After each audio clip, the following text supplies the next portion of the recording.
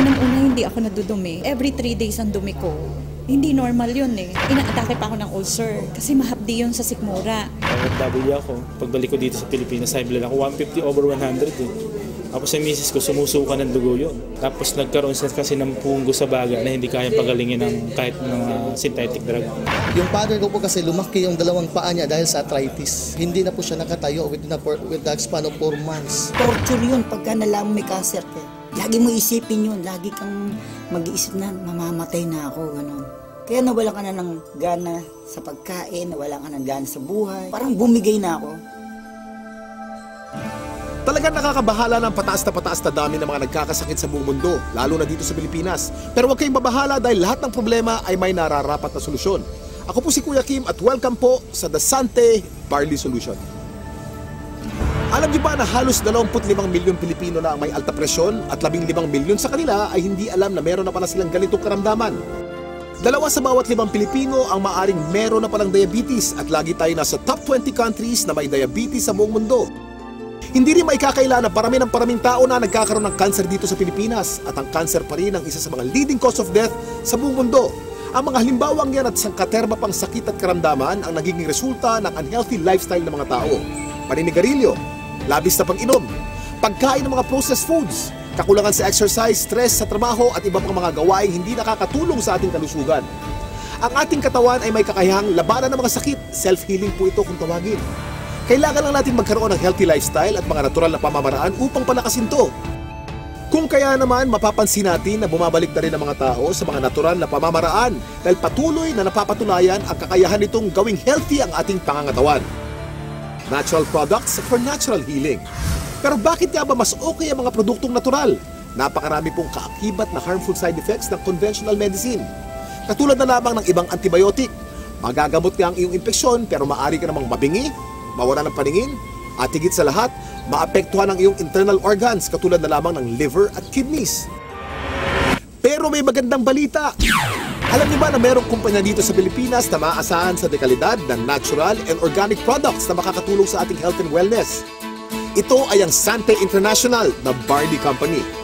Sinimulan namin ang Sante International Corporation noong taong 2008 kasi meron kaming common vision and we have the same values. Dito mismo sa head office, parang pamilya kami. Lahat ng mga nandito, mismo staff, lahat napakasipag at nakaka-bless lahat sila. Para kaming isang pamilya lang dito. Kasama namin yung mga partners namin na without them, hindi naman namin mararating kung ano narating itong company ng Sante International Corporation.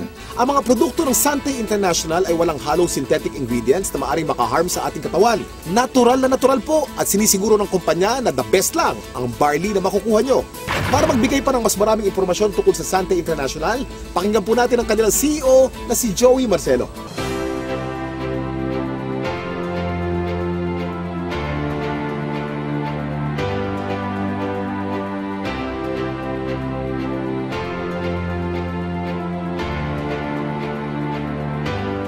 It all started with a dream, a vision to create the next champion product that will be beneficial to our health. Meron kasi kami nung dalawang makukulit na distributor.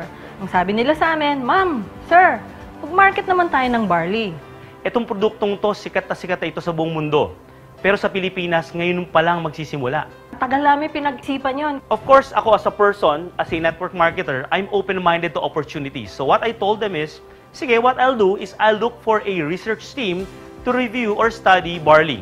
In the course of looking for it, we found a very good supplier of organic barley grass in New Zealand. From then on, we've continuously researched about barley. We've talked to several people until we came across an article in the internet stating, according to the US FDA, that any food containing barley can dramatically increase the reduce for coronary heart disease. I believe God gave us a very good product to give good health and a very good income for a lot of people. Eventually, we felt that we had to share this very good product and very good opportunity with as many people as possible.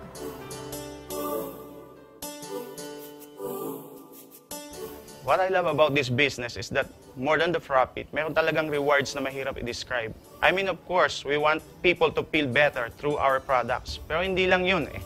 They live better. Ang sarap ng pakiramdam to know that we help them achieve that.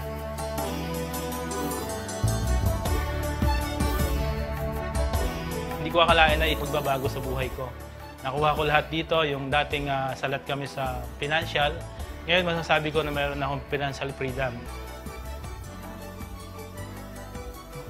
Actually, napakaraming mga products ng iba't ibang companies na pwede kong i-take. Yung nga lang, ang reason bakit nasa Santay ako right now is more than the product is because of the people, yung mga tao behind sa company. Kaya sa Santay, nakita ko yung sincerity ng company. Nakita ko yung sincerity ng mga distributors at ng mga tao behind this company.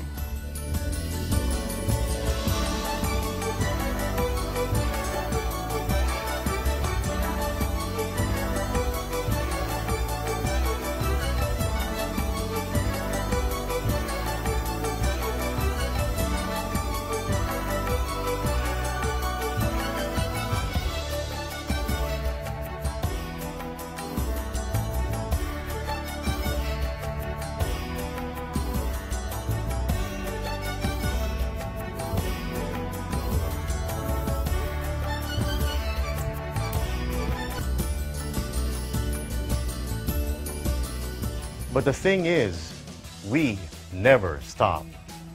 At the end of each day, at the end of every achievement, we remember our constant goal, and that drives us to keep on going. Not just about wanting to go on. Because to go on, kailangan may tapang ka. Tapang to take the next step forward.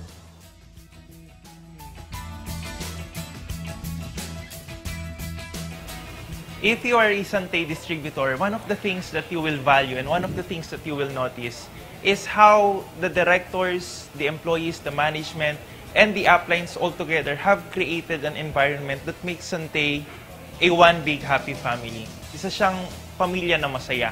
Kaya hindi mo mararamdaman yung hirap, hindi mo mararamdaman yung pagod habang ginagawa yung negosyo. I guess the reason for all of this is kasi wala sa kanila ang nagmamataas.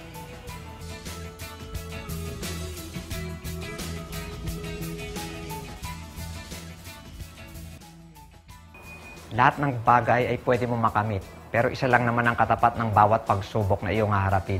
And that is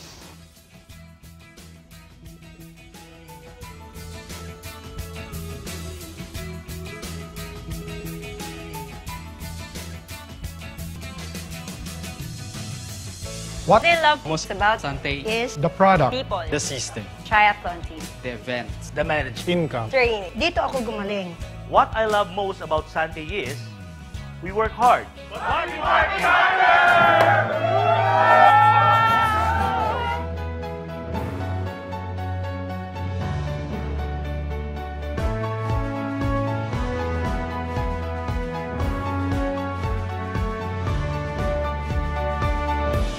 Nasabi ko kanina ang salitang barley. Pero alam niyo ba kung ano ang barley grass?